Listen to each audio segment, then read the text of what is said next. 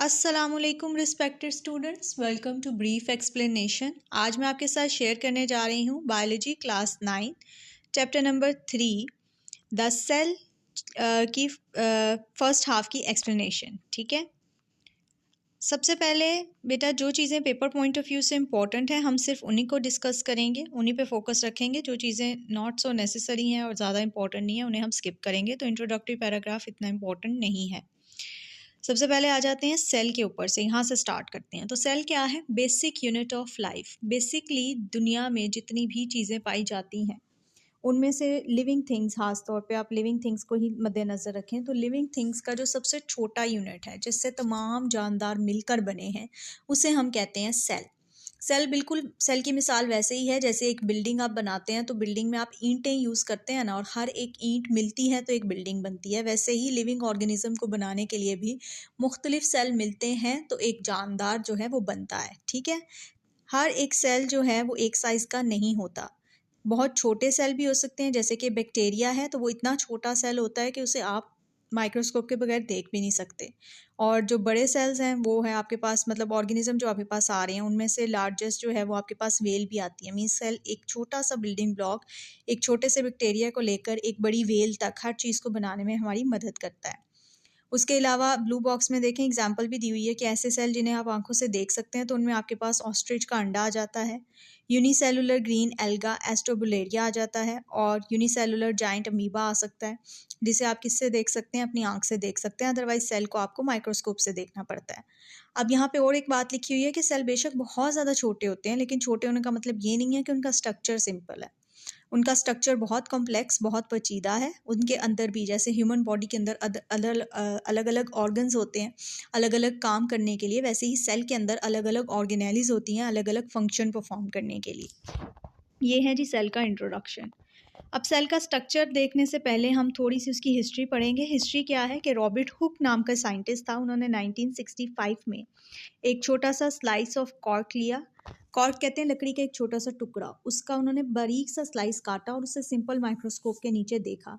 उन्होंने देखा कि उस स्लाइस में एक छोटे छोटे कंपार्टमेंट्स बने हुए हैं। छोटे छोटे कंपार्टमेंट मीन्स के बॉक्स लाइक स्ट्रक्चर बने हुए हैं। उन्होंने उस स्ट्रक्चर का नाम रखा सेल।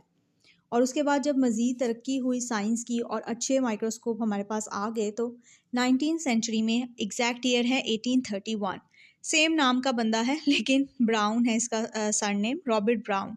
रॉबर्ट ब्राउन ने माइक्रोस्कोप के अंदर, सेल के अंदर एक चीज़ देखी जिसे उसने नाम दिया न्यूक्लियस, और बाद में आने वाले सालों में हमने सेल के अंदर की मज़ीद ऑर्गेनेलिस को डिस्कवर किया।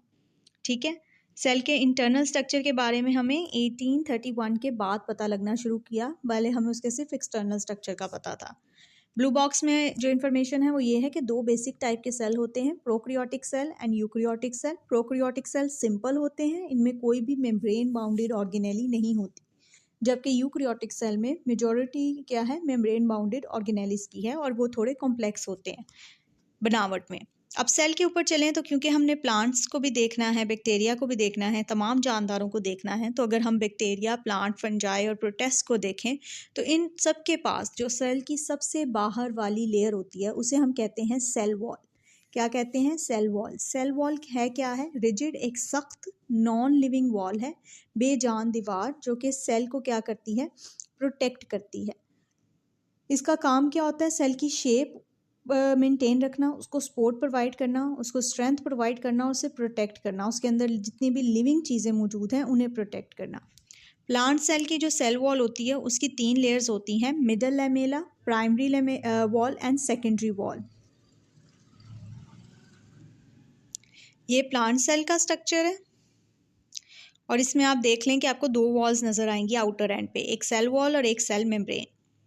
सेल मेम्ब्रेन, अगर तो सेल वॉल के अंदर कोई दीवार मौजूद है तो उसे हम सेल मेम्ब्रेन कहेंगे, और अगर आप प्लांट सेल के बाद एनिमल सेल को देखें तो इनकी आउटर मोस्ट सेल जो मेम्ब्रेन है उसको सेल मेम्ब्रेन भी कहते हैं और प्लाज्मा मेम्ब्रेन भी कहते हैं। मैं प्लाज्मा मेम्ब्रेन का लफ्ज़ इसलिए यूज़ कर रही हूँ क्योंकि पहले बुक में अलग से एक बॉक्स में लिखा होता था कि अगर सिर्फ सबसे आउटर मोस्ट बाउंड्री क्या है, सेल मेम्ब्रेन है, तो उसे आप प्लाज्मा मेम्ब्रेन कहते हैं, तो इसलिए मैं वो नाम भी यूज़ कर रही हूँ।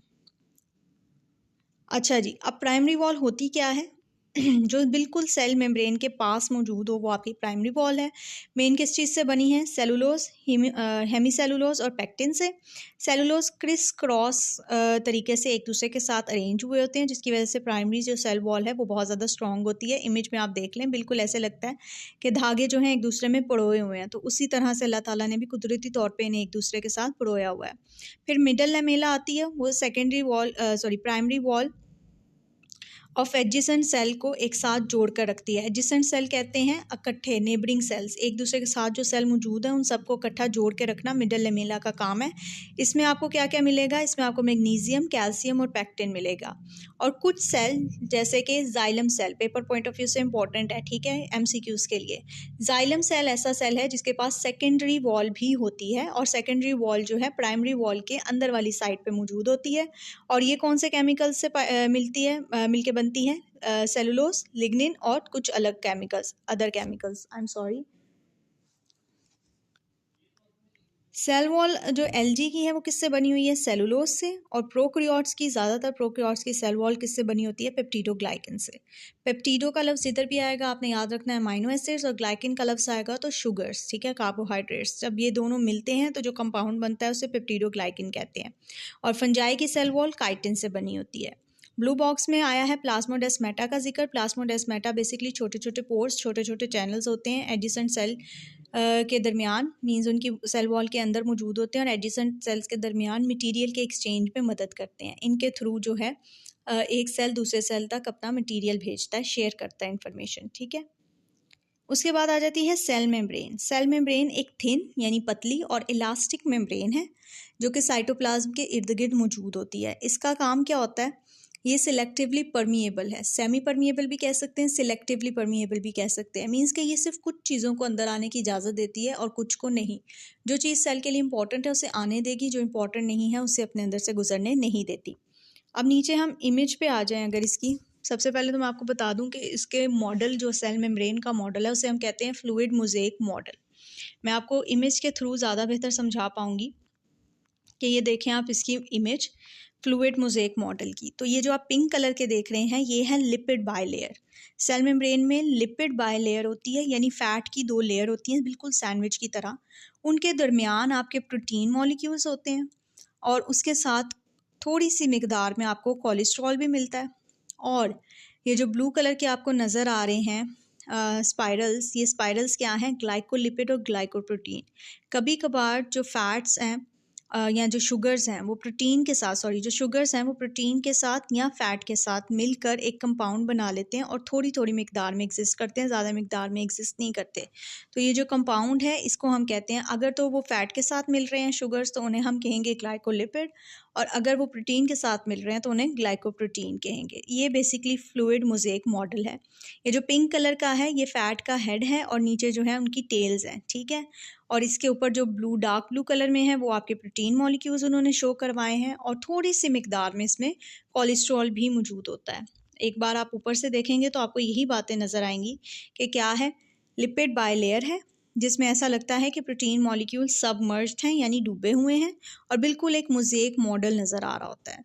और कभी कभी कार्बोहाइड्रेट्स प्रोटीन्स के साथ जुड़ के ग्लाइकोप्रोटीन बनाते हैं, कभी लिपिड्स के साथ जुड़कर ग्लाइकोलिपिड्स बनाते हैं, और थोड़ी सी मिकदार में आपके पास क्या होता है? कोलेस्ट्रॉल भी मौजूद होता है। और भी बहुत सारी ऑर्गेनेलिज होती हैं यूकैरियोटिक सेल में, हमने उन्हें भी पढ़ना है आगे जाके, ठीक है। देन आ जाता है आपके पास साइटोप्लाज्म। तो आप अगर कोई भी सेल देखते हैं, जैसे ऊपर भी मैं आपको दिखाऊं इमेज में, तो ये देखें इसके अंदर जो जेली लाइक मटेरियल है, जो लिक्विड है, जिसके अंदर बाकी सारी ऑर्गेनेलिज आपको तैरती हुई नज़र आ रही हैं, ठीक है, इसे हम कहते हैं साइटोप्लाज्म। क्या कहते हैं? साइटोप्लाज्म। बेसिकली साइटोप्लाज्म एक जेली लाइक मटेरियल है जो सेल के अंदर मौजूद होता है। ये किन चीज़ों से मिलके बनता है? पानी से, प्रोटीन, एंजाइम, सॉल्ट्स और कुछ डिफरेंट सब्सटेंसेस से। और इसका काम क्या है? साइट प्रोवाइड करना, लोकेशन प्रोवाइड करना सेल की तमाम ऑर्गेनेलिज को, ताकि वो अपना अपना फंक्शन परफॉर्म कर सकें। दूसरा काम इसका क्या है? मटेरियल को ट्रांसपोर्ट करना एक जगह से, एक ऑर्गेनेली से दूसरी ऑर्गेनेली तक। कौन कौन से रिएक्शन हो सकते हैं साइटोप्लाज्म के अंदर? एक तो एग्जांपल उन्होंने दी हुई है ग्लाइकोलिसिस की, यानी ब्रेक डाउन ऑफ ग्लूकोज, और दूसरा उन्होंने कहा हुआ है कि ये फूड स्टोरेज का और सेल के वेस्ट को भी मैनेज करने का काम करता है।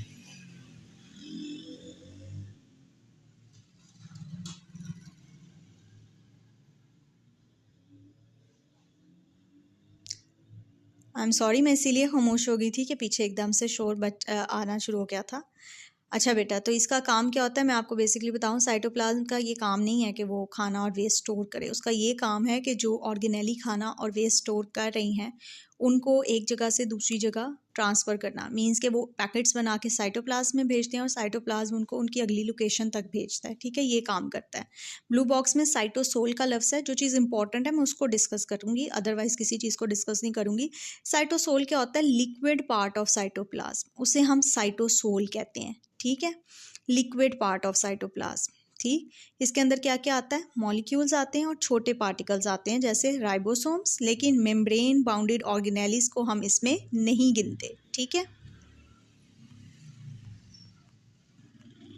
देन आपके पास आ जाता है न्यूक्लियस। जैसे ह्यूमन की बॉडी में ब्रेन जो है वो पूरी बॉडी को कंट्रोल करता है, वैसे ही सेल के अंदर जो ब्रेन है वो क्या है? न्यूक्लियस। प्रोकैरियोट्स में प्रोमिनेंट या डेफिनेट न्यूक्लियस नहीं मिलेगा आपको, जबकि यूकैरियोट्स में आपको प्रोमिनेंट न्यूक्लियस यानी वाज़िया तौर पे नज़र आता न्यूक्लियस मिलेगा। और ये कहाँ होता है? सेंटर ऑफ द सेल में मौजूद होता है। जबकि प्लांट सेल में वैक्यूल के बड़े हो जाने की वजह से ये साइड में मिलता है आपको। ठीक है, ऊपर इमेजेस हैं, आपकी बुक में भी इमेजेस हैं, आप वहाँ से देख भी सकते हैं। मैं बल्कि दिखा भी देती हूँ। प्लांट सेल में न्यूक्लियस आपको कहाँ मिल रहा है? सेंटर में, ये पर्पल कलर का।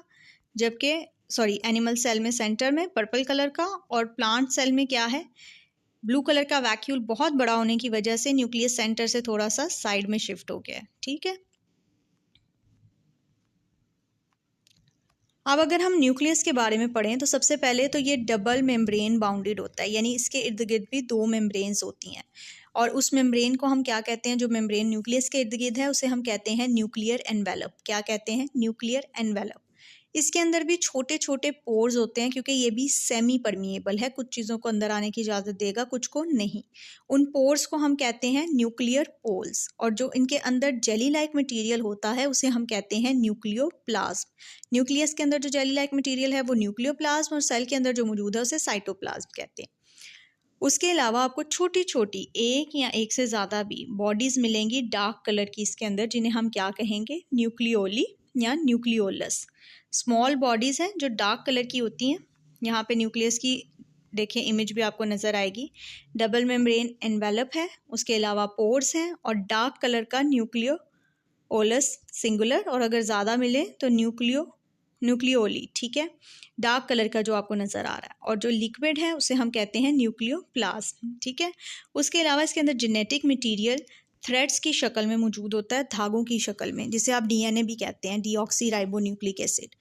जब तक कोई भी सेल डिवाइड नहीं करता तब तक आपका जो डीएनए है वो धागे की तरह रहता है। जैसे ही सेल ने डिवीजन फेज में जाना होता है तो ये जो क्रोमेटिन्स हैं, यानी ये जो धागे हैं, एक दूसरे के साथ जुड़कर कंडेंस यानी थिक होकर क्या बनाते हैं? क्रोमोसोम बनाते हैं। क्या बनाते हैं? क्रोमोसोम। डीएनए के अंदर वो तमाम जीन्स हैं जो डिसाइड करेंगी कि सेल जो है आगे जाकर क्या बनेगा और कौन कौन सी एक्टिविटी परफॉर्म करेगा। और डीएनए ही ये डिसाइड करता है कि हमें अपने पेरेंट्स से कौन से करेक्टरिस्टिक्स मिलेंगे और वो कौन कौन से करेक्टरिस्टिक्स हैं जो नेक्स्ट जनरेशन में जाएंगे। ये सब कुछ डीएनए डिसाइड करता है। इसी वजह से डीएनए को हम क्या कहते हैं? हेरिडिटी मटीरियल कहते हैं। अगर आप ध्यान से देखें तो इस टॉपिक में आपकी मेजॉरिटी ऑफ डेफिनेशंस हैं। ठीक है, और उन्होंने उसको खुद भी हाईलाइट किया हुआ है। और ब्लू बॉक्स में यही लिखा हुआ है जो मैंने पहले ही बताया कि जैसे ह्यूमन में ब्रेन है कंट्रोल सेंटर, वैसे ही सेल का कंट्रोल सेंटर क्या है? न्यूक्लियस। उसके अलावा प्रोकैरियोटिक सेल में प्रोमिनेंट न्यूक्लियस नहीं होता, ये भी मैंने आपको बता दिया। और उनका डीएनए जो है वो साइटोप्लाज्म में ऐसे ही फ्लोट कर रहा होता है। आज के लिए वीडियो काफ़ी लंबी हो गई है, इसलिए मैं यहीं पे इस वीडियो का इख्तिताम करती हूँ। और आई होप आप लोगों को समझ आई हो। अगर आपको समझ आई है तो प्लीज़ वीडियो को लाइक करें, शेयर करें और चैनल को सब्सक्राइब करें। यहाँ तक वीडियो देखने का आप सबका बहुत शुक्रिया। जज़ाकल्लाह खैर।